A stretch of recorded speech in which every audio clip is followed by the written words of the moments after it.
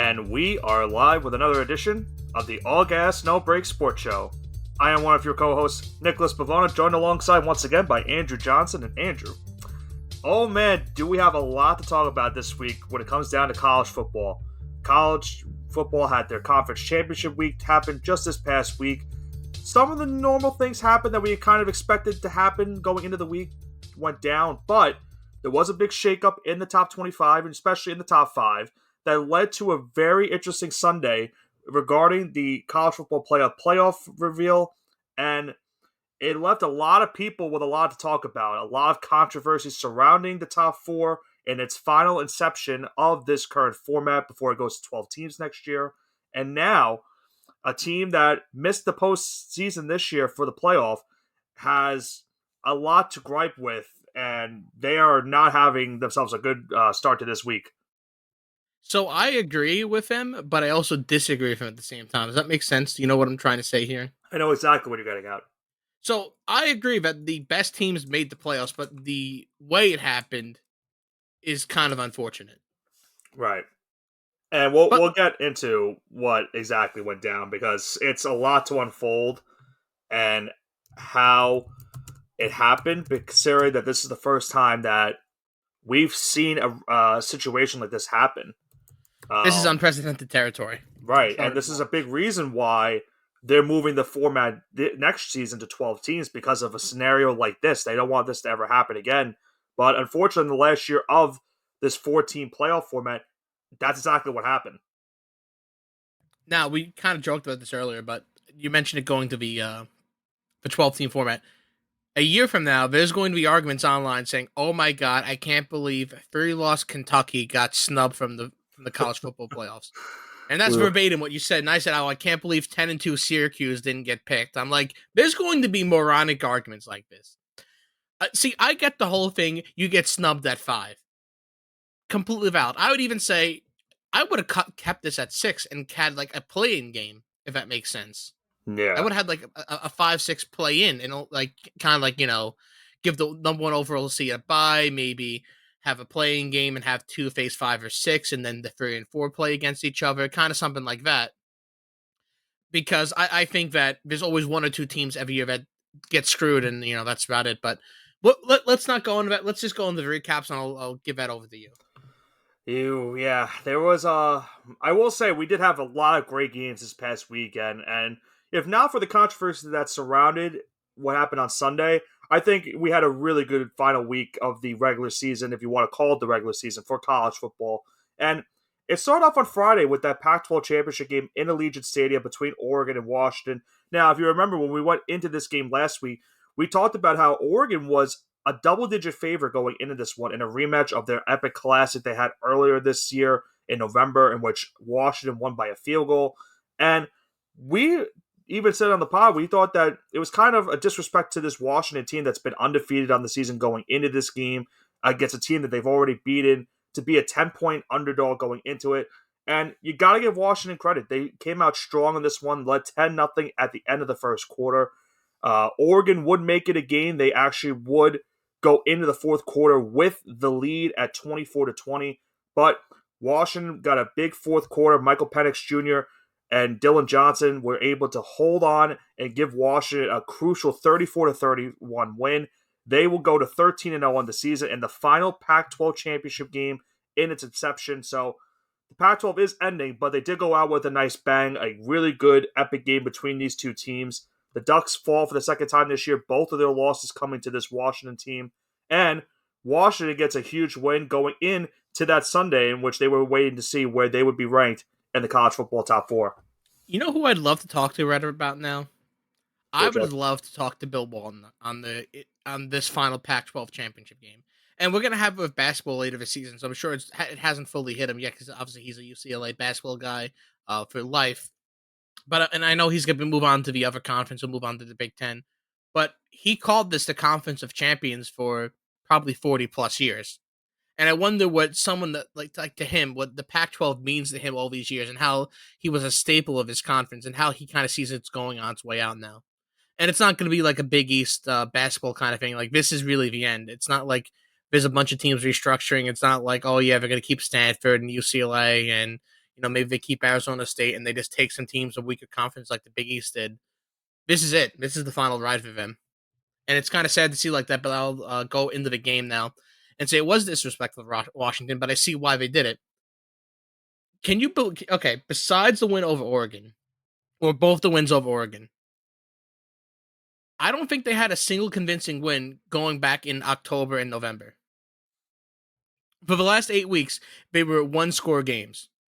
At any given point in any of those games, if they had missed a pass or they didn't get a long run or they turned the ball over, we wouldn't be talking about them right now. Right. So that's why I think the disrespect from Washington came in, because the Vegas pretty much said, "Hey, listen, like you haven't shown it to us all year long. No matter if you played up, you played down, whether it's USC, Colorado, Oregon State, Washington State, Arizona, they didn't bring this. They didn't bring that energy. So I see why they were an underdog, but Oregon just played a horrific schedule, and when they played the only team worth a damn on their schedule, they got waxed. So I see it going both ways right now, but congrats on Oregon on their perfect season and the winner of the final Pac-12 championship. I know what you're I'm getting sorry, at. Washington. Excuse me. Um, yeah, it's. I understood like why Oregon might have been a favorite. I didn't understand why it was a double-digit favorite, which is why I was I kind of could have like, seen Washington plus 3.5. That would have been fine, but right, like almost 10 points is unacceptable. exactly. Like for a team that's undefeated, that's where like I was very confused about it. But it's what you said. Washington in the last couple weeks of the season really just didn't have any convince. Like it wasn't that they were convincing. It was more of the fact that every single one of their wins were of one possession wins, and they were not able to get a big time convincing win on the season. And it really showed that this team, despite them not being convincing wins wise, they were able to still pull it out at the end of the day, and they know how to keep winning games when they matter the most. You saw it in that Apple Cup against Washington State. It looks like they were going to lose that game. They were able to persevere and hold on to win. And in this game too, Oregon was making a comeback, took the lead going into the fourth quarter, but Washington had a big fourth quarter to hold on for that 3-point win. And now they go on to an undefeated regular season. And as I mentioned, they were awaiting the results on Sunday, and we'll tell you where they're currently ranked in the CFP a little bit later on. This is going to sound crazy on my Washington take, but we'll talk about it a little bit.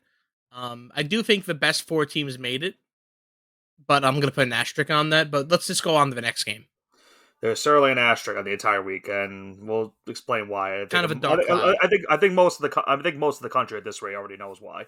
But we'll go into the Saturday slate now, as that game took place on Friday night. On Saturday, we started off with some of the other conference championship games, and one of them being the Big 12 championship, as Texas took on Oklahoma State. And realistically, we kind of the outcome we saw happening in this one. Texas pretty much dominating this one. Quinn Ewers had 300 passing yards in the first half of this game. Texas went into halftime with a very convincing lead, and they would not render that lead. Is it 35-14 lead going into the half. Texas wins this one 49-21. Ewers throws for 452 yards and 4 touchdowns. You even brought up about the Undertaker thing where he gave him the offensive player. Come on.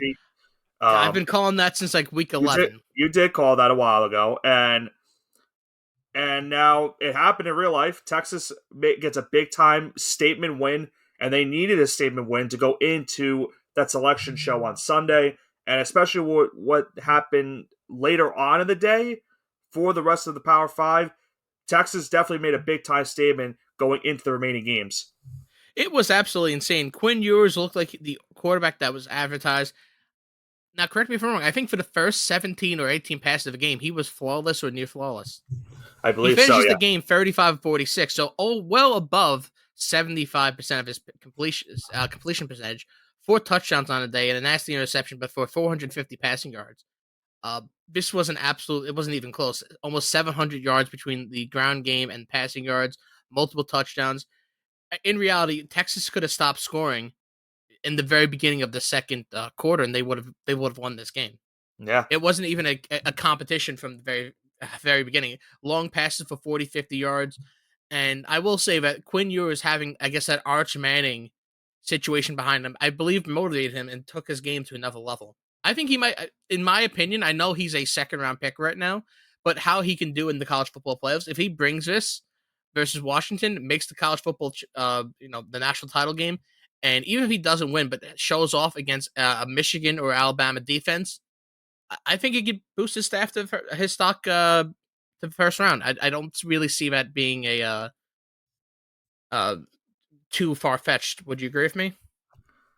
No, I don't think it's too far fetched. And unfortunately, you already spoiled who's already the college football player. We were going to say that after the result of this game, but it doesn't matter. I think everyone at this rate already knows who's in the playoff and who isn't in the playoff. But you're absolutely right. I think going into a game against Washington, a defense that we all know how the Pac-12 defense goes along with that, and then even in the Big 12, you're expecting a big time shootout game between those two teams. And there has been rumors that Ewers might go back, say one more season, to work on his development and try to get a higher in the NFL draft going into next season. Because let's face it, next season, if he plays really, really well, you could make the case he's a first round quarterback and could be one of the top quarterbacks taken in the NFL draft. This year, obviously, not going to be the case with so many quarterbacks being taken. Whether you agree if they're good or not, he's going to be at best a late first round pick, second round pick at this point. I think So he's slotted at like 50 right now, if I'm not mistaken. yeah, Like so 54, 53, something like that. it would take a lot for him. He would have to have a really good pro day and combine to get into the first round, in my opinion.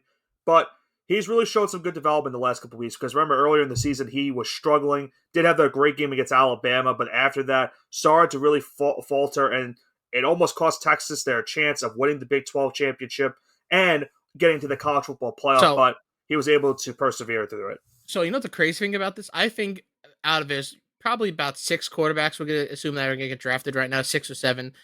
Caleb Williams, Drake May, Jaden Daniels, Michael Penix, JJ McCarthy, Bo Nix, Quinn Ewers. Is that fair to say? You'd say those are the core 7 that you think will Yeah, get drafted? people keep saying JD Daniels. I don't know if he gets. I don't know if he's going to be in the draft this year. Well, if he were to declare, he'd be a top 15 pick. Is that fair? I don't. I don't know. I'm But looking at a mock draft right now, and I see Williams. I see Drake May. I see Daniels is there. They have him at 10, so I will give you that. That's probably the first time I've seen it, but he has had a magical year. We'll actually talk about him in a little bit later on the show. so I guess what I'm trying to say is, out of those 7 quarterbacks, 5 of them they've greatly improved their draft stock, where they might get taken the first and or second rounds. And I would say Caleb Williams and Drake May didn't do anything to help their draft stock, but not really hurt it. But they're still gonna go top 5, if that makes any sense. Even though Yeah, I I'm mean, starting to believe Jaden Daniels would be a top. I think he's better than Drake May at this point.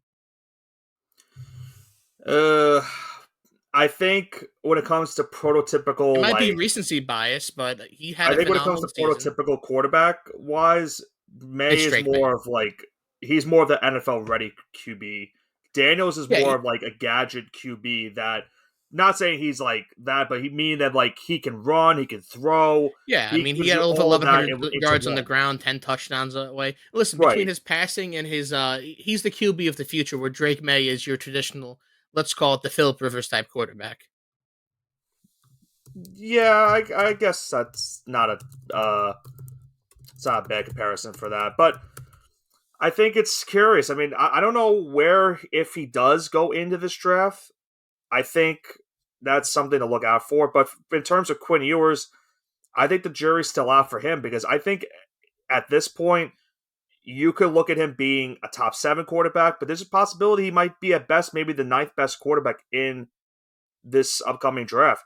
I'm looking at a PFF ranking for him, and he's ranked number 9 right now for top quarterbacks. Now, What do we have some of above the him? some of the quarterbacks here might not go in the draft. I'm just like saying Shador Sanders is there. He's not going to be in the draft this year. He's probably going to go back to Colorado. But you have Caleb Williams, you have Drake May, you have Bo Nix, Jane Daniels, Michael Penix. Uh, they have Carson Beck on here. I don't know what he does after what He's happened in not the leaving. championship game. I don't think he leaves either. JG McCarthy will certainly be there. And then it's Quinn Ewers. So what's so interesting about this, about going back to college, you would assume if the like if Quinn Ewers is going to be a top 2 pick, or not two top, excuse me, a top second round pick, like a top 64 pick, let's say, Hmm. that's guaranteed NFL money. That's millions of dollars. Guys are willing to leave that on the table now because they can go back to college and make a couple $1 million just staying in school for a year. a lot less pressure, a lot Well, more a lot more fame and glory. That's the whole other dynamic too. That these guys can get paid now to come back and play, which is going to really change a lot of draft strategies. I'm glad you brought that up because that kind of leads to something that we know that's happening currently in college football when it comes to the transfer portal, and we'll talk about that later on because that's also had some big breaking news in terms of some big players going into the transfer portal and leading to that NIL money. But going back to now our conference championship week, let's now go into the next game. I don't think you and I really have much to really say about this game between Michigan and Iowa. Michigan did what they needed to do. They shut out Iowa. Iowa, again, with another horrific offensive performance. I think they had 61 yards or something at the half. So they really just had nothing going for them. Uh, Michigan was able to run the football. Special teams did great for them. Their offense did just enough. The defense played phenomenal. And they go undefeated. Third straight Big Ten championship for them. And for the first time since 1997, Johnson, they are ranked number one in the college football world. And that was the last year they won a national championship. So Michigan fans have a lot to look forward to going into this college football playoff. But as you mentioned, they do have a tough matchup coming up in the college football playoff semifinal. Yeah, but I guess let's talk about Iowa. Where do they go from here now? They are Like screwed. if They I are know they're screwed. screwed, but like where do they actually go? Where can you possibly go? I don't know. You Obviously you're adding you need an USC. offensive coordinator. Yeah, obviously, but I don't think that's going to help them for what's going on the next couple of years. The Big Ten's going to only get any. It's just going to get much better. Like realistically, you're looking at Iowa right now. You put them with what? Maybe the fourth best team in the Big Ten as it's currently formatted. I would obviously put Michigan, Ohio State. Penn State. I was gonna say, are you also You including have to put Oregon? Penn State. They beat the Penn State destroyed them this season. I mean, yeah. I was gonna say, I was trying to think of other teams outside that coming in, like Oregon, though. Okay, so let's. I'm saying the current format right now. The I'd current put what them they as four. currently have. They're the I'd fourth put them as best team. solid number four. Okay, so now you're adding these teams from the Pac-12. You're adding Oregon, you're adding Washington, you're adding USC, UCLA. I would put all I those think they're teams at ahead of six. Iowa. I don't think I'd put UCLA above Iowa. I would put UCLA above Iowa. Really? Yes, You trust Chip Kelly coaching the I Big do. Ten? I do. We could agree to disagree. I think Iowa's I about would six, though. put I would put Iowa either at the so that if that's the case, we have Iowa now at the seventh or eighth best team in the Big Ten. Yeah, I think seven. I would agree with Which seven. so it's not good. They're not really going to go anywhere now. The Well, you had a fun run. Listen, I mean, when the Big Ten West, there was 10 conference championship games between this inception of the Big Ten. The Big Ten West went 0-10 in every single Big Ten championship. That just proves that they had no there was no competition from that side. And they've had their teams. They've had the Wisconsin teams for a couple of times. Nebraska made it 1 year. Iowa's obviously made it a couple of years. Iowa had a great chance against Michigan State to make the college football playoff. And unfortunately for them, it was Michigan State that stole it from them. I mean, listen, it happens sometimes. Iowa's really not going to go anywhere. We really don't have to talk about this game anymore. But let's talk about the next two games that have really big impacts. Well, they had a big impact in the final team going into the college football playoff because with Texas's win, and we'll talk about the reason why that had a big impact. Let's go into first the ACC championship game. You had Florida State taking on Louisville, and a game in which Florida State had to turn to a third string quarterback due to Tay Rodemaker's injury. He had a concussion that he suffered against Florida. So Brock Glenn, the third string quarterback for the Seminoles, took the start in this one for Florida State.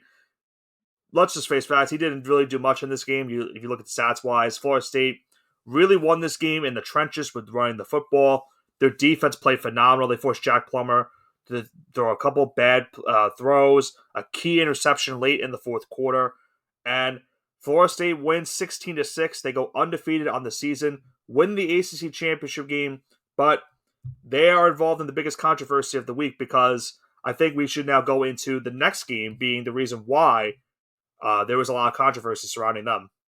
And I will say, I did not have any faith in this team going into the year, but roll tide. Alabama ends Georgia's 29-game winning streak going back over 732 days to capture their first SEC championship in over 2 years.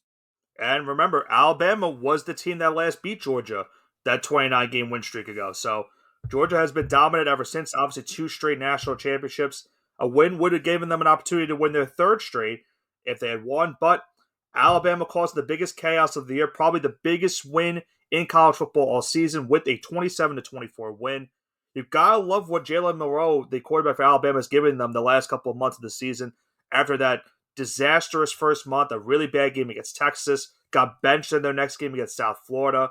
Then he finally got some starting action again, and he's looked like a really good dual threat quarterback for this Alabama team.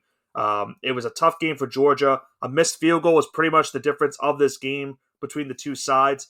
Alabama was able to run the football efficiently. Carson Beck didn't have a turnover in this game, but there was just a couple of plays in which it looked like the Alabama defense really forced them to have a lot of problems. And Bama was able to hold on for that 3-point win. And because of that, they caused a lot of controversy going in to Sunday's reveal for the college football playoff. At the end of the day, Alabama came out swinging. They didn't play scared. And that was the main difference here. Because all these other teams that played against Alabama, they'd have this hot start, whether it be like someone like Ole Miss or Florida or Tennessee. And then they would have a good 5 minutes, and then the other 55 minutes was all Georgia. Alabama did not take their foot off the gas, and that was the difference here between all these other SEC teams. And they cracked the code on how to beat Georgia, and I guess you have to give Nick Saban a congratulations because I really thought early in the season that he was going to be cooked. He had really close losses to teams like UCF, and I just almost smelled the end of Alabama because, man, they had so many one-score games which they should have lost, but the good teams hang on, and that's exactly what happened here, and all season long for them. I think the biggest thing you have to commend Alabama for in this game was that every time Georgia seemed to score, Alabama would answer right back with a score of their They were own. motivated. And they would never let Georgia get back into this game. And that was huge for Alabama because they only trailed going into the second quarter, and that was it. So that was a great job by Nick Saban and his team to defeat his former assistant and Kirby Smart to go to an SEC championship. And now, as we know, into the college football playoff as the final team in. So let's now dive into this Final Four that we had because there was obviously a lot to talk about that happened this past Sunday in terms of who the best four teams were and overall, did the committee get it right when it comes down to it? Some people are saying yes. Some people are still kind of irritated about how it went down. But at the end of the day, we now know the top four teams for this college football playoff. Nah, I'd say, oh, do you want to slow roll it or anything? But let's just go into it.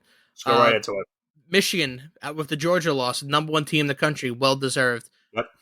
Out of all these four teams remaining, I would say that it makes the most sense to have Michigan number one. You can disagree if you want. You can add to that, Nick. I'm assuming you're going to agree with this. So I agree with Michigan being number one. The only, and I didn't like. I'm not going to say Washington deserved to be number one. The only reason that I understood them being in the conversation to potentially be one is because of not even because of how like they've had obviously good wins in the season, but it was more of the location of these games. Because remember, the 1-4 matchup takes place in the Rose Bowl, so that's obviously closer to where Washington plays. Instead of going to where Washington's going to be playing now in the Sugar Bowl, which is in Louisiana. So that's more of a type of advantage game when it comes to Texas, because Texas is the number 3 team in the country after their win over Oklahoma State. And tallied off with that Alabama win over Georgia, it really improved Texas's odds in that final ranking because that made the Texas win over Bama earlier in the season look really good. Yeah, no, that I mean, that's what's happened. If Bama doesn't lose to Texas, no, there's no conversation. Bama's in, and you can make the case that Georgia might be in. You can make the case Georgia might be in, but at the same time, I still think Florida State would probably have been that last team. I think Florida State would have been in. I feel like if Bama had never lost to Texas, Texas definitely would not be in right now. No, they would not. They would not be in right now. I think if that happened, I think Georgia might be in all of them. But let's continue. Let's not split hairs. So let you take number 2 now. I'll say this for that argument. If Bama won that game, the ranking would have been Michigan. Probably would have Alabama 1, Michigan 2, Washington 3. I still think Florida State would get there because then there's a different scenario than what happened in what happened in real life. Because you can't really put a 1-loss non-conference champion in Georgia over undefeated ACC champion of Florida State. No matter what the criteria is and what the scenario is going on for their team, you can't put a non-conference champion over a conference champion in that scenario with a one-loss record. That's where Florida State would get in, but unfortunately, that's where they got, they got the unfortunate scenario that happened to them this past week because with that Texas win earlier in the year, and then Bama beating number one Georgia, Bama got the last ranking in the college football playoffs, so they are number 4, and that was the biggest controversy going into it because after Texas got ranked number 3, that's kind of what smelled the doom for this Florida State team because then, right now, I'm looking after that, it's saying to the committee, up, you have to put Alabama in after putting Texas number 3 because that's a great loss for Alabama on the season.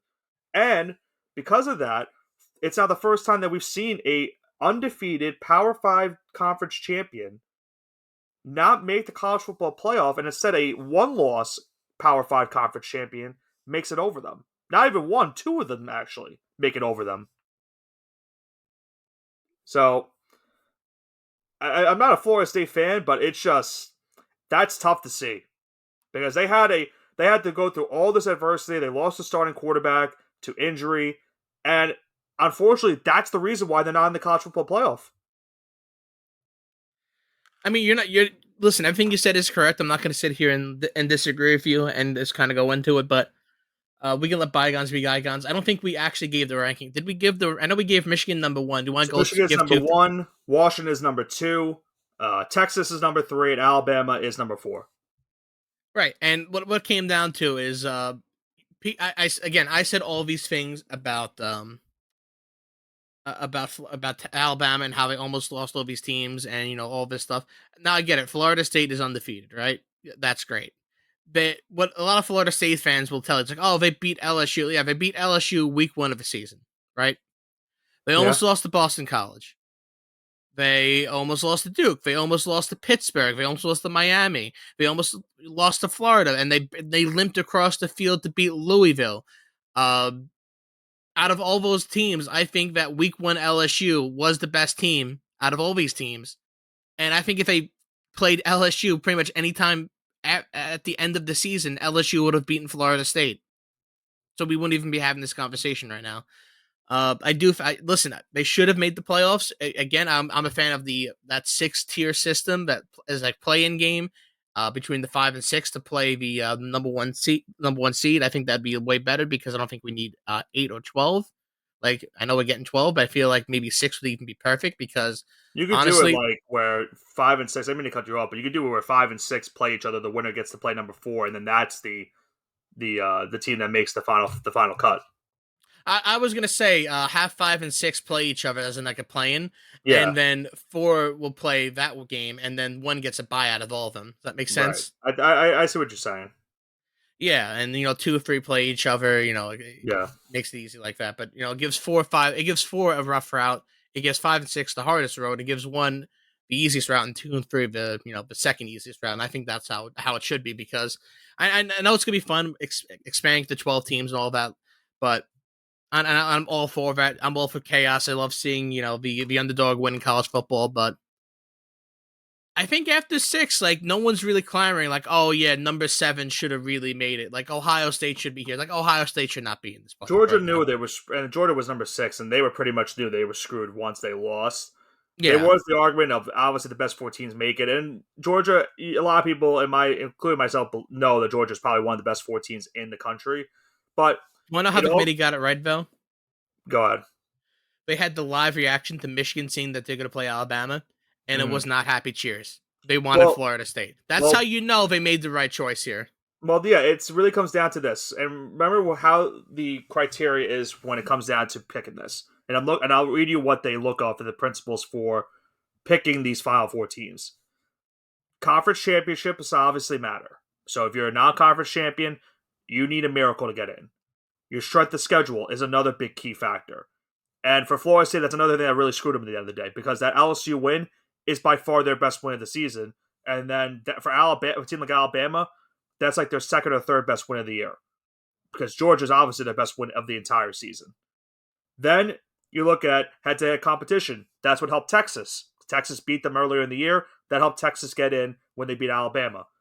Then you look at the margin of victory when it comes down to some of these wins, and Florida State had a lot of one score wins at the end of the season, and yes, that was mostly due in fact to the fact that Jordan Travis got injured, and that segues into the final criteria in which if there is a a relevant factor such as a key player or coach not playing and it's going to affect the team's performance during the season or in the postseason, then that hurts you at the end of the day, and that's pretty much what hurt Florida State. If Jordan Travis is healthy, I'm of the They're in this. absolute belief they are in the playoff. There is no question about it. They would be number 3 in my opinion, and Texas would be number 4.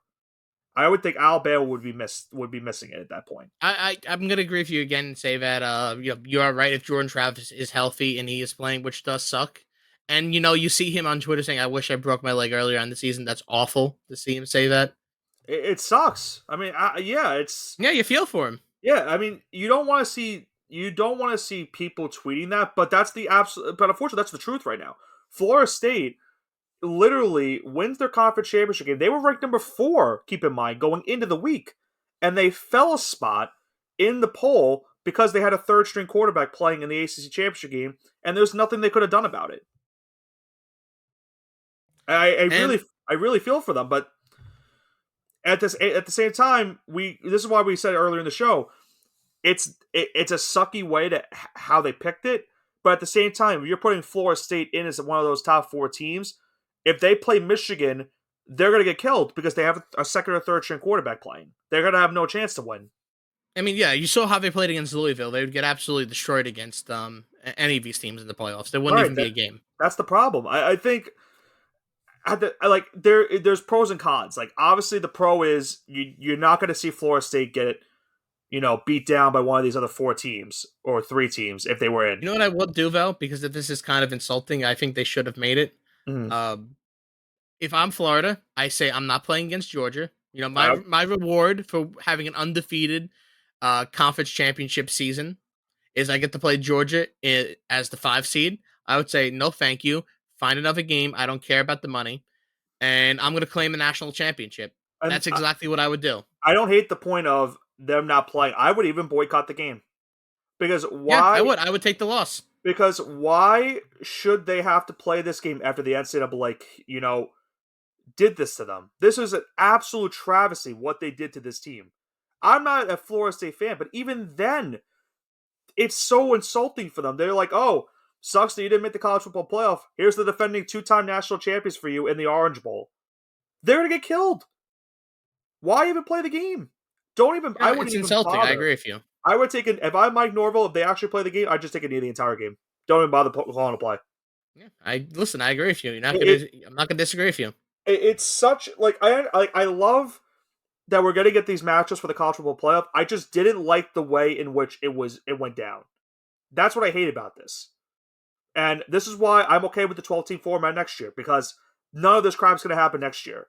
You're gonna if a 2-loss team or a 3-loss team doesn't make it, fine, because they don't deserve to make it to begin with. But this is a terrible way to end it, because you're going to have an undefeated Power 5 conference champion not make the playoff because their quarterback's injured. And that's the only reason why they're not making it. It's a terrible, terrible thing that they did. So I think with that being said, let's talk about that transfer portal. And I said something earlier in the day which you couldn't believe. I didn't even think I had to mention it to you because I didn't know this happened. I said Colin McCord out of Ohio State is going to transfer, and you kind of lost your mind for a second because good thing I spoke to you earlier, because if we just said this right now, you wouldn't know what to think now. But now that you've had some times to kind of gather your thoughts, what does this mean now for the Big Ten? This is huge because think about what does it mean for Ryan Day? Well, think about what happened this year. Ohio State. Think about this. It's a butterfly effect if you think about this for Ohio State. If Ohio State beats Michigan, Kyle McCord is not transferring. He's staying with this team, and they're in the college football playoff. And they're probably the number 1 team in the country right now.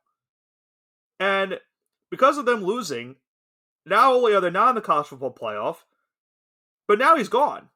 And they've also lost Julian Fleming, one of their top wide receivers. He was a 5-star prospect and the number 3 recruit in 2020.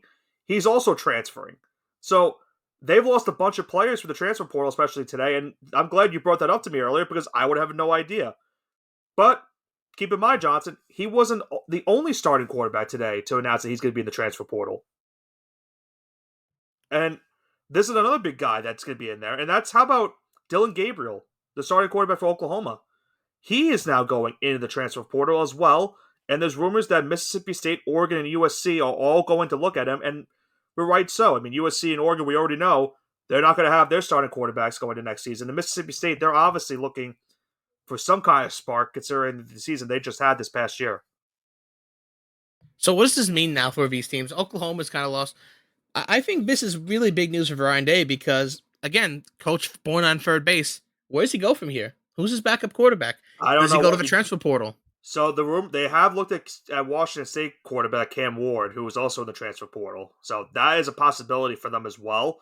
But they might have to look at Dylan Gabriel. They might have already gotten a quarterback on their roster that has committed there to already gotten to be the quarterback. But yeah, that was a big shock to me. I did not expect to see that today when you told me that, because that really shakes up the Big Ten for next season. Because if they can't find a quarterback, then you're looking at this being another chance for Michigan to repeat as Big Ten champions, or one of these Pac-12 schools coming into the Big Ten and having an opportunity to win their first year. So, and it's all chaos, and that's the one thing that we do love. And I think with that being said, before we do you have anything else to say until we move before we move on to our next segment here? Well, before we go into the Mushing Hour, I think we should announce the final four Heisman finalists for this year's of course. And we're doing so. All four of them really deserved it. We had Michael Penix Jr., who's leading Washington to a college football playoff appearance. He is one of the finalists. Bo Nix from Oregon. Can't deny what he did for the Ducks this season as well. Obviously, if they won the Pac-12, they would be in the college football playoff as well. Marvin Harrison Jr. had another monster year. Johnson's hoping that the Patriots take him in the NFL draft. So we'll have to see if that happens. But he is in the Heisman finalists. And Jaden Daniels from LSU. 50 total touchdowns on the year for him. Tigers didn't have the season that they wanted to. But Jaden Daniels had a monster year. And as you mentioned earlier, he's now a top commodity for this NFL draft if he were to enter this year. So that's something to look forward to. But when it goes down to those four, is there a guy that you think is the clear-cut favorite right now to win it all? Jaden Daniels, and I hate to say it because you called this. I called this 4 months ago. The season. Called this 4 months ago. So I will say the futures bet on that is looking pretty nice, but it is Jaden Daniels. Earlier in the year, he was probably. I don't know what his odds were at the beginning of the year. If you give me a second, I can actually tell you. I mean, it was insane that Jaden Daniels, you had that. And listen, we said stuff like Bo Nix, Michael Penix. I had Sam Hartman for a hot minute there for about 4 or 5 weeks. It was looking like it was Sam Hartman, but he seemed to fall off a cliff there. And I don't know. It's Jaden Daniels. I think he would be I think he's gonna be one of the better QBs this draft too. If he plays anything to what he did for LSU this year, he's going to be special because I think he's one of 5 SEC quarterbacks to have scored 50 total touchdowns in a season, and I think here's the right side. There have been 5 previous SEC players that have scored 50 touchdowns in the year, and they've all won the Heisman Trophy. So he's now the 6th person to do this. So I do have the preseason betting odds here. Okay. Plus 400, Caleb Williams. The second was, and it's not the second overall, but there are a bunch of these guys around plus 1,100. Was Jaden Daniels, so he was plus 1,100 before the season started. It was Caleb Williams, then it was Drake May at 900, then Jaden Daniels, Michael Penix, Jordan Travis, Bo Nix, all in the 1,100 range, and then it was Hartman at 1,300, then a bunch of guys in the 1,600 range. But yeah, you could have had him at plus 1,100. Thanks for giving me a nice reminder on that. $100 bet would have won you $1,000, or a little bit more than that. Yeah. Listen, I was high on LSU. I thought they were going to make the college football playoff. Obviously, that didn't happen, but Daniel still had an unbelievable season, and it wasn't his fault that they didn't make it. It was the defense's fault to them losing their 2 games this season. But I would agree with you. I think Jaden Daniels is clear-cut favorite right now. I think, obviously, what Penix and Bo Nix did for their respective teams was great. And Marvin Harrison, we know, is going to be a special talent when he goes in the NFL draft this year. But it has to be Jaden Daniels with the way he played, and especially considering the fact that it's kind of like what happened with Joe Burrow, a guy that wasn't even projected to be in the draft going into the season, maybe not even a high draft pick like he is right now, to now being a potential top 10 pick in this draft. And you could make the case that not for Caleb Williams or Drake May being in this draft, could be the first overall quarterback taken by a team. So that's a great, remarkable year for Daniels. 50 touchdowns is nothing, something that you have to commend yourself for. And LSU, if they were to keep him next season, they'll have a really good chance to maybe make the college football playoff. And I probably mushed them like I did this season, but I think that's definitely the case for it. But with that being said, let's get into one of the final versions of the Mushing Hour this season. I'm batting at 500. You're batting 67.48. And for the listeners at home, that's around 58.5% for Nick. So, uh, great season. Doing God's Great, work. great betting season. Anyone who, listen, there are people that charge for 53% is profitable. Nick's at 58%, so that's just an absolute fan. People charge $100 a month for picks like that, and they give you garbage picks. These are true 50-50 picks. So if you were betting with Nick all year long, you'd be up 21 units right now. I want to point out that I went with two gutsy picks with SMU and Alabama, and those definitely paid off at the end of the day. Bama money line was maybe plus 200 something. Yep. So I took a big chance because that's why I saw it going. And the SMU pick, I went for nostalgia. And it worked out. Go Mustangs. Good job. Sorry. But with that being said, it is now time for our New Year's Six Bowls and our college football playoff semifinal bowls. And we're going to start off with the Cotton Bowl. We're going to have number 9 Mizzou. I was going to say Mizzou, but I guess it's Missouri. Excuse me. You say Mizzou. Versus, I could say Mizzou, but let's keep it classy. Number 9 Missouri versus number 7 Ohio State in the Cotton Bowl. Ohio State, 2.5 point favorites. 49.5 is the slated over under. They have no Colin McCord, so give me Missouri. Give me Missouri plus the points because they're going to give it to me. Now, I'm glad you brought this up because not only that, I think I probably don't expect Marvin Harrison Jr. to play this game either. He's not. Maserati Marvin is probably going to sit out. I don't think he's going to play this game. So I am going to go with Missouri money line. And think about this for Missouri. This is a team that wasn't ranked to start the season, had some big time wins. They're in the top 10 at the end of the season college football playoff. And if they win this game, they might be a top 6 team. Gotta give a great job on Missouri before they added Oklahoma and Texas to the SEC. That's a really good job by this Tigers team, and I'm pulling for them to win this game. So give me the Tigers. Alrighty then. With the second game, we have the Peach Bowl. Gonna get some more SEC action in here and more Big Ten action. Yes, sir. We're gonna have number 11 Ole Miss, the Running Rebels, taking on Penn State, number 10 in the country as of that last poll. Penn State minus 4.5 point favorites. 48.5 is the slated over under. Give me Penn State. I'm sorry. Give me Ole Miss. Excuse me, plus 4.5 because I'm rolling with the SEC here, and Penn State doesn't win the big game. So give me Ole Miss. Now, do you count this as a big game because it's a New Year's Six Bowl for them? It is. It's a big game. Yeah, it is a big game. That's fair. This is bragging rights for being a top 10 team in the country. That's out of the hundreds of college football teams. This is a big game. That's fair. I'll go Penn State minus 4.5. I agree. They don't really pull it off when it comes to these type of games, but I think when it comes down to it, they got to win something at some point, right? I mean, you need something going. You're saying this is the DGen's way of saying they're due. They're due for something because think about what's going to happen next season when they add all these Pac-12 teams. There's possibility that they're not even the third best team in this conference next year. So they got to do something before the new conference realignment happens. Yikes. You're right about that. Alrighty then. So let's stop talking about Penn State's impending doom and let's go on to the next game. The Orange Bowl. We're going to have number 6 Georgia versus number 5 Florida State. Georgia minus 14 point favorites and 45.5 is the slated over under. Give me Georgia minus 14. Nothing against Florida State, but there's going to be zero motivation playing this game. Give me Georgia minus 14. I know. That's the problem with this game. Georgia's going to be motivated as all hell now after losing that SEC championship game. And Florida State is their Super Bowl. Is down in the dumps after getting, destroyed by the NCAA and missing out because of a starting quarterback injury. We're going to have a mush because I'm going to go with Georgia minus 14 also. I think we're both of the mindset that we want Florida State to win this game because of how badly they got missed. Yes, I would agree. Yes. And I hate this because I've hated Florida State for such the longest time. But I feel bad for them right now. So I kind of hope they win the game, but Georgia, in my opinion, is by far the better team. All right, and with that being said, we're going to have one of my favorite bowls, the Fiesta Bowl. Number 23 Liberty, the Flames, taking on the number 8 Oregon Ducks. Oregon minus 15-point favorites, 64.5 is the slated over under. Now, I really want to take Liberty money line, That's but ballsy. yeah, and I listen. So they're gonna give. Look, I don't think Liberty is gonna win. I want Liberty to win. They are So saying Bo Nix might play the game, so just give keep me in mind. Liberty plus 15 because this is something that they're playing for, and Oregon doesn't really care.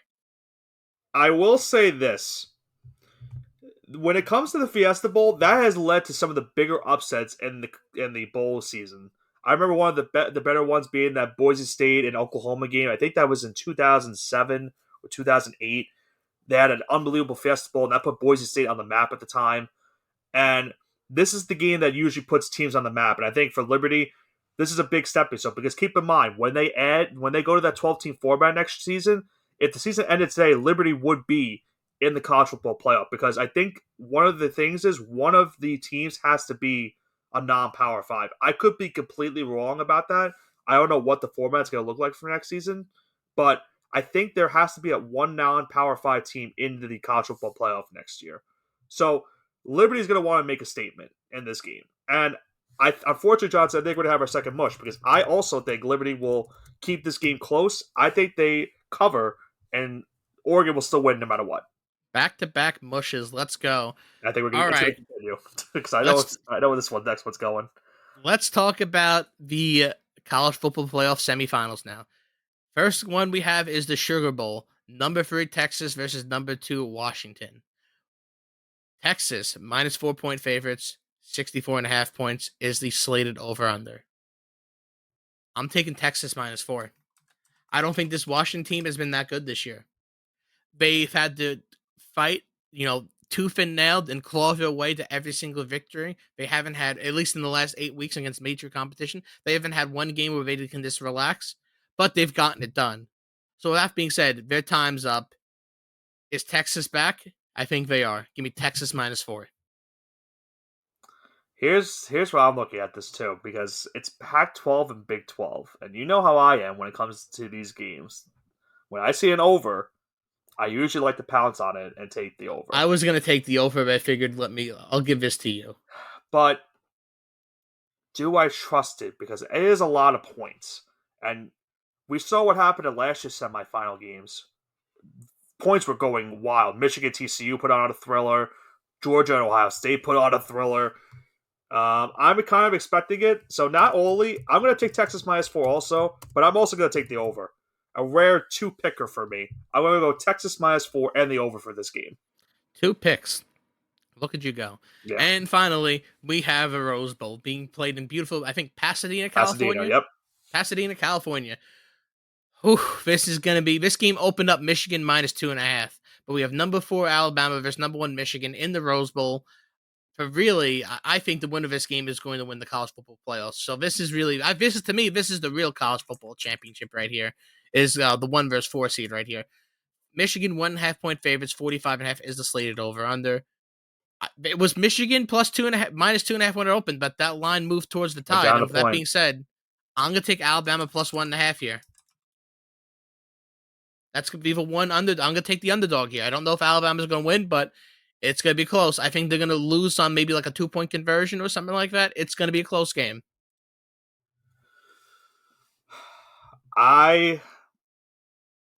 It's tough because it's either Michigan. I think Texas wins by 4. So you're either going to get the rematch of Alabama and Texas, and Bama getting a chance of revenge, or Michigan finally getting over that hump and finally getting to a national championship game. I think what comes down to me is how these teams have been playing. And I think the problem for Michigan is, have they played a defense like this Alabama defense has been this year? What's the best defense they played? Maybe Iowa's definitely gave them a run for their money. Ohio State, for most part of their game, definitely gave them a run for their money. I just think right now with momentum, I think Alabama's right now cooking with all cylinders. I'm going to go Alabama money line.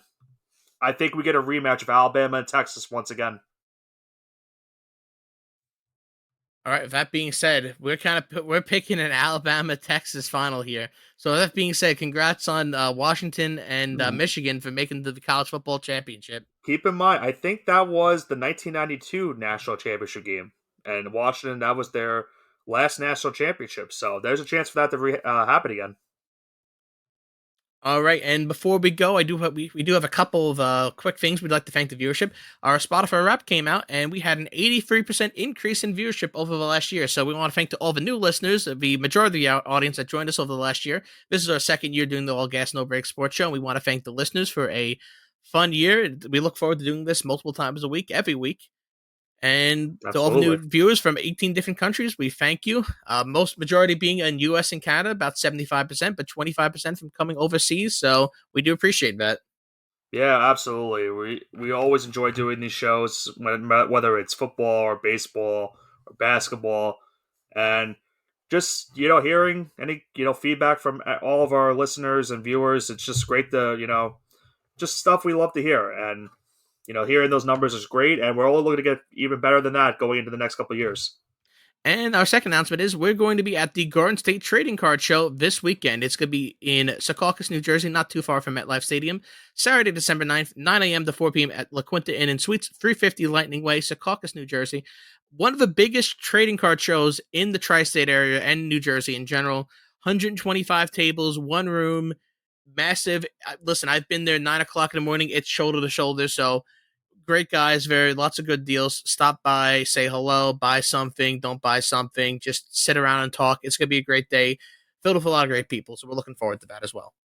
Yeah, a lot to look forward to in the next couple of weeks. Not only with that card show, obviously the holidays are also coming up, and we also have all these bowl games, especially to look forward to for this college football season. So a lot to look forward to, not only in the entire real life world when it comes down to these card shows, but also look forward to here on the All Gas No Break Sports Show, whereas we dive into the rest of this college football season and looking to see what happens going to next year as a whole for the entirety of the sports world.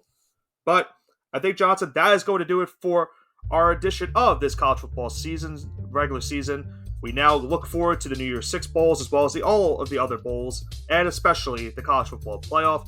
And we're going to have one more episode this week, as obviously we will dive into another week of the National Football League, another interesting week in the NFL, so we'll dive into that and recap Week 13 in the NFL. But for Nicholas Pavoda, and Andrew Johnson, this has been the All Gas No Break Sports Show. Have a great rest of your week.